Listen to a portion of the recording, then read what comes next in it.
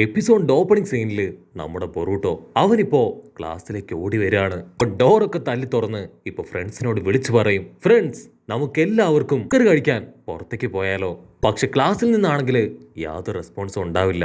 അവൻ കണ്ണു തുറന്ന് ചുറ്റും നോക്കും. ക്ലാസ്സില് സാറട മാത്രം ഒരു ബെഞ്ചിലിരിക്കുകയാണ്. അവൻ സാറടയോട് ചോദിക്കും, എവിടെ ബാക്കിയുള്ള സ്റ്റുഡൻസ് ഒക്കെ? അപ്പോഴായിരിക്കും അവള് പറയാ, ഗ്രാജുവേഷൻ എക്സാം ആണ് വരാൻ പോകുന്നത്, സോ എല്ലാവരും ട്രെയിനിങ് എടുക്കാനും പഠിക്കാനും ഒക്കെ ആയിട്ട് വീട്ടിലേക്ക് പോയെന്ന് പറഞ്ഞ് അവള് ബാഗ് എടുത്ത് പുറത്തേക്ക് ഇറങ്ങാണ്. അവിടുന്ന് അങ്ങനെ ബ്ലാക്ക് ഔട്ട് ചെയ്ത ബൊറൂട്ടോ അവനാണെങ്കിൽ ഷോപ്പിലേക്ക് വന്ന് ബർഗറൊക്കെ കഴിച്ച് ഗെയിമൊക്കെ കളിച്ച് അങ്ങനെ ഹായ് ആയിട്ടിരിക്കുകയാണ്. അപ്പോഴായിരിക്കും ചോച്ചോ, സാറട, ഈനോജിൻ അവരെല്ലാവരും ട്രെയിനിങ് ഒക്കെ കഴിഞ്ഞ് ഇപ്പൊ റെസ്റ്റോറന്റിലേക്ക് വരിക. ബൊറൂട്ടോയ്ക്കാണെങ്കിൽ അവരെ കണ്ട് ഭയങ്കര സന്തോഷാവും. ഹലോ, ഞാൻ ഇവിടെയുണ്ട്, ഇവിടേക്ക് വരാൻ പറഞ്ഞ് ബൊറൂട്ടോ അവന്റെ ടേബിളിലേക്ക് വിളിക്കും. ഫുഡൊക്കെ എടുത്ത് ഇപ്പൊ ബൊറൂട്ടോ ടേബിളിൽ വന്നിരിക്കുകയാണ്. ഉടനെ ബൊറൂട്ടോ പറയും, നിങ്ങൾ എല്ലാവരും നല്ല ആൾക്കാരാണ്, എന്നെ കൂട്ടാതെ നിങ്ങൾ പുറത്തേക്ക് പോയല്ലേ. അതിനവര് ഇപ്പൊ പരസ്പരം നോക്കും. ചോച്ചോ പറയും, വീട്ടിലേക്ക് നേരത്തെ എത്തി ട്രെയിനിങ് എടുത്തിട്ടില്ലെങ്കിൽ അമ്മ എന്നെ ഒരുപാട് ചീത്ത പറയും, അതുകൊണ്ടാണ് ഞാൻ നേരത്തെ പോയത്. ഉടനെ ബൊറൂട്ടോ ആണെങ്കിൽ അത് കാര്യാക്കാതെ അവരോട് ചോദിക്കും, നമുക്ക് കഴിഞ്ഞ ദിവസം കളിച്ച് ബാക്കി വെച്ച ആ ഒരു ഗെയിം അത് കണ്ടിന്യൂ ചെയ്താലോ. ഉടനെ അവർക്കും ആ ഗെയിം കളിക്കാൻ ആവേശാവും. അങ്ങനെ ഫുഡൊക്കെ കഴിച്ച് അവർ ഗെയിം കളിക്കാൻ തുടങ്ങും. അവർ ഗെയിം കളിക്കുന്നുണ്ടെങ്കിലും ആരും തന്നെ ഇപ്പൊ ബൊറൂട്ടോയെ മൈൻഡ് ചെയ്യില്ല. ബൊറൂട്ടോയ്ക്കാണെങ്കിൽ ഒരുപാട് വിഷമമായി. അവൻ സാറട പറഞ്ഞത് ഓർക്കും, നീ മാത്രമേ ഇത്രയും ഫ്രണ്ട്ഷിപ്പിന് വാല്യൂ കൊടുക്കുന്നുള്ളൂ, ബാക്കി എല്ലാവർക്കും വലുത് അവരുടെ പേഴ്സണൽ കാര്യങ്ങൾ തന്നെയാണ്. ബൊറൂട്ടോ ഒരു സെക്കൻഡ് അതൊക്കെ ആലോചിച്ച് അങ്ങനെ സാഡായിട്ട് ഇരിക്കുമ്പോഴായിരിക്കും മെയ്റ്റ്സിയ അവനിപ്പോ ബൊറൂട്ടോയുടെ അടുത്തേക്ക് വരിക. അവനെ കാണുമ്പോ ബൊറൂട്ടോയ്ക്ക് നല്ല സന്തോഷാവും. അപ്പൊ ടി വിയിൽ ആരോ എന്തൊക്കെയോ കാര്യമായിട്ട് പറയുന്നതായിട്ട് നമ്മുടെ ആൾക്കാർ ശ്രദ്ധിക്കും. ആക്ച്വലി അവര് ടി വി കാണുന്ന ഈ ആളാണ് കാഗെ മാസായി ഇത്രയും നാളും സീരീസിൽ അഭിനയിച്ചിട്ടുള്ളത്. ആളാണെങ്കിൽ ഇപ്പോ ഒരു ഫുഡിന്റെ അഡ്വർടൈസ്മെന്റ് ആയിരിക്കും ടി വിയിൽ പറഞ്ഞുകൊണ്ടിരിക്കുക. അവരാണെങ്കിൽ ആ അഡ്വർടൈസ്മെന്റ് ശ്രദ്ധിക്കും. അതിലാള് പറയും, ഈ ഒരു ഫിഷ് ഒരു എറ്റേണൽ ഫിഷാണ്, ഇതൊരു തവണ കഴിക്കുകയാണെങ്കിൽ പിന്നെ ഒരിക്കലും ആരും ഇതിന്റെ ടേസ്റ്റ് മറക്കില്ല. ബൊറൂട്ടോയ്ക്കാണെങ്കിൽ അത് കേട്ട് ഭയങ്കര അത്ഭുതമായിട്ട് തോന്നും.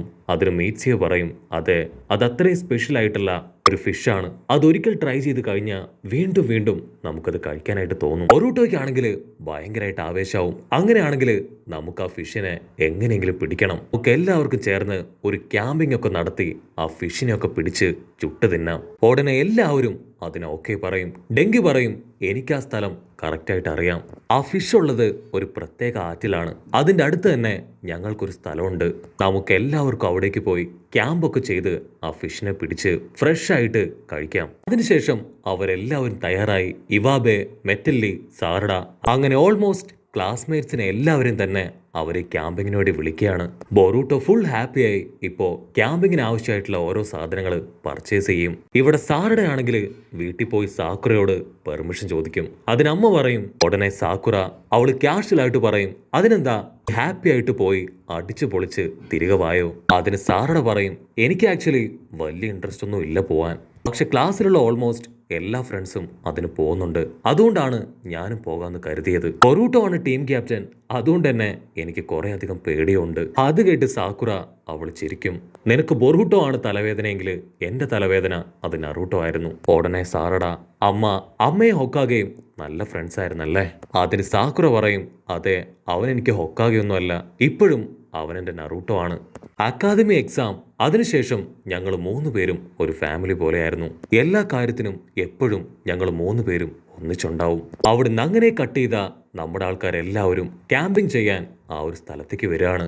മെറ്റലിലേക്കാണെങ്കിൽ ആ സ്ഥലം ഭയങ്കരമായിട്ട് ഇഷ്ടാവും. അവനാണെങ്കിൽ ഇപ്പൊ അവിടെ ചാടിയും മറിഞ്ഞൊക്കെ ട്രെയിനിങ് എടുക്കാൻ തുടങ്ങും. ഇവിടെ ബൊറൂട്ടോയും ടീമും ആണെങ്കിൽ പിന്നെ ഒന്നും നോക്കില്ല, കയ്യിലുള്ള ടെന്റ് അതൊക്കെ വലിച്ച് വലിയ കമ്പും കോലൊക്കെ മണ്ണിൽ അടിച്ചു താഴ്ത്തി അവരുടെ ടെന്റ് കെട്ടുകയാണ്. അവർക്ക് ആവശ്യമായിട്ടുള്ള വെള്ളവും ഇലക്ട്രിസിറ്റിയും ഓൾറെഡി ആ സ്ഥലത്തുണ്ട്. അതവർ കറക്റ്റായിട്ട് അവർക്ക് ആവശ്യമായതുപോലെ തന്നെ യൂസ് ചെയ്യും. അതിനുശേഷം ബൊറൂട്ടോ ഇപ്പൊ ചൂണ്ടയും നൂലൊക്കെ ചോദിക്കാൻ തുടങ്ങും.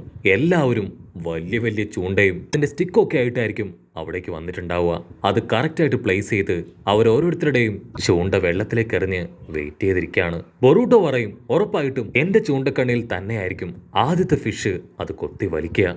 അങ്ങനെ മിനിറ്റുകൾ പോയി, മണിക്കൂറുകൾ പോയി, ഒരുപാട് നേരായിട്ടും അവരുടെ ചൂണ്ടയിലൊന്നും ഒരു മീൻ പോലും കുത്തില്ല. അവരൊരുപാട് വിഷമത്തില് ഇപ്പൊ പരസ്പരം നോക്കും. അപ്പോഴായിരിക്കും ഒരാൾ അതുവഴി കടന്നു പോവുക. നമ്മുടെ ആൾക്കാർ ചൂണ്ടയൊക്കെ ഇട്ട് വെയിറ്റ് ചെയ്ത് നിൽക്കുന്ന കാണുമ്പോൾ തന്നെ ആൾക്ക് കാര്യം മനസ്സിലാവും. ആള് പറയും, ആക്ച്വലി ഒരല്പം ലേറ്റ് ആയി പോയി. കുറച്ചു മുൻപാണ് നല്ല മഴ പെയ്തത്. അതുകൊണ്ട് തന്നെ മീനുകളൊന്നും ഇപ്പൊ പുറത്തേക്ക് വരില്ല. നമ്മുടെ ആൾക്കാരെല്ലാവരും അത് കേട്ട് തല താഴ്ത്തി അങ്ങനെ നിൽക്കുകയാണ്. അപ്പോഴായിരിക്കും ബൊറൂട്ടോടെ ചൂണ്ടക്കണ്ണിയില് എന്തോ ഒന്ന് കൊത്തി വലിക്കുന്നതായിട്ട് അവൻ കാണുക. ബൊറൂട്ടോ ഓടി വന്ന് ആ സ്റ്റിക്ക് എടുത്ത് വലിക്കാനായിട്ട് തുടങ്ങും. അത് കണ്ട് ഷിക്കട അവൻ നിലവിളിച്ച് പറയും, ബൊറൂട്ടോ ഒരു കാരണവശാലും ഒരുപാട് ഫോഴ്സിൽ സ്റ്റിക്ക് വലിക്കാനായിട്ട് പാടില്ല. ആ ചൂണ്ടക്കണ്ണി അത് വിട്ടുപോകും. പക്ഷെ ബൊറൂട്ടോ അവൻ വീണ്ടും വീണ്ടും ശക്തമായിട്ട് പിടിച്ചു വലിക്കും. അപ്പൊ അവൻ കാണും അവരുദ്ദേശിച്ച അതേ മീൻ തന്നെ. പക്ഷെ ബൊറൂട്ടോ അവൻ ഒരുപാട് ഫോഴ്സിൽ വലിച്ചതുകൊണ്ട് തന്നെ ഇപ്പൊ ആ ചൂണ്ടക്കണ്ണി വിട്ട് മീൻ വീണ്ടും വെള്ളത്തിനടിയിലേക്ക് പോവും. ബൊറൂട്ടോ പറയും, ഒരു കാരണവശാലും ഞാൻ തോറ്റ് പിന്മാറില്ല. എന്തൊക്കെ സംഭവിച്ചാലും മീനിനെ ഞാൻ പിടിക്കുമെന്ന് പറഞ്ഞ് അവൻ വീണ്ടും അവന്റെ ചൂണ്ടക്കണ്ണി അത് കറക്കി കറക്കി വെള്ളത്തിലേക്ക് എറിയാൻ തുടങ്ങും. അവര് വീണ്ടും മീൻ കിട്ടുന്നുള്ള പ്രതീക്ഷയിൽ ഒരുപാട് നേരം കാത്തിരിക്കും.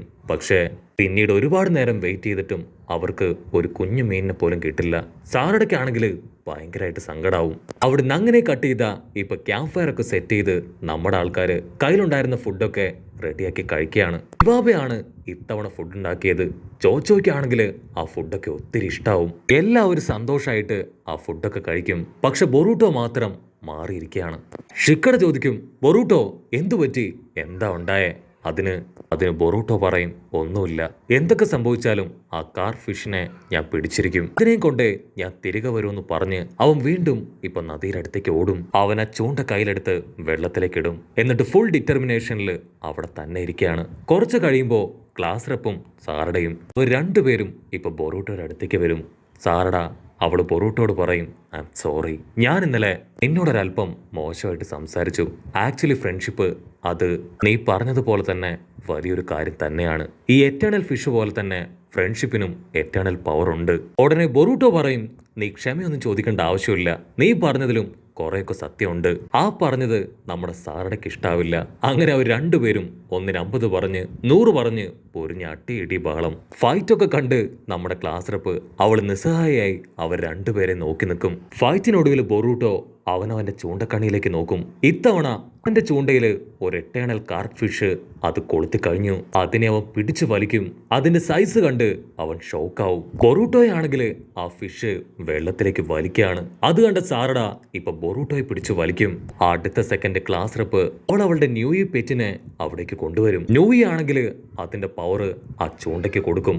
ഉടനെ സാറടയും ബൊറൂട്ടോയും അവര് കട്ടയ്ക്ക് നിന്ന് ആ ഒരു സ്റ്റിക്ക് പുറകിലേക്ക് വലിക്കുകയാണ്. ഉടനെ ഷിക്കട, മീറ്റ്സിയ അങ്ങനെ എല്ലാവരും അവിടേക്ക് വന്ന് അവരുടെ പവർ ഉപയോഗിച്ച് ആ ചൂണ്ട വലിക്കുകയാണ്. ഇവാബ ഉടനെ ഒരു ഹെയർ സ്റ്റൈൽ ജിപ്സ് ഉപയോഗിച്ച് അവർ താഴെ പോവാതിരിക്കാനായി ഫെൻസസ് പോലെ അവർക്ക് തൊട്ടു മുൻപിൽ ക്രിയേറ്റ് ചെയ്യും. മെറ്റല്ലി ആണെങ്കിൽ അവന്റെ കയ്യിലുള്ള ഷൂരിങ്കൻ അത് ആ ഫിഷിന്റെ നേർക്ക് വലിച്ചെറിഞ്ഞുകൊണ്ടേയിരിക്കും. അടുത്ത നിമിഷം അവർ രണ്ടുപേരും ചേർന്ന് ആ ഫിഷിനെ അങ്ങനെ പിടിച്ച് വലിച്ച് പുറത്തേക്ക് ഇടുകയാണ്. അതിനുശേഷം അത് കുക്ക് ചെയ്ത് എല്ലാവരും കഴിക്കാൻ തുടങ്ങും.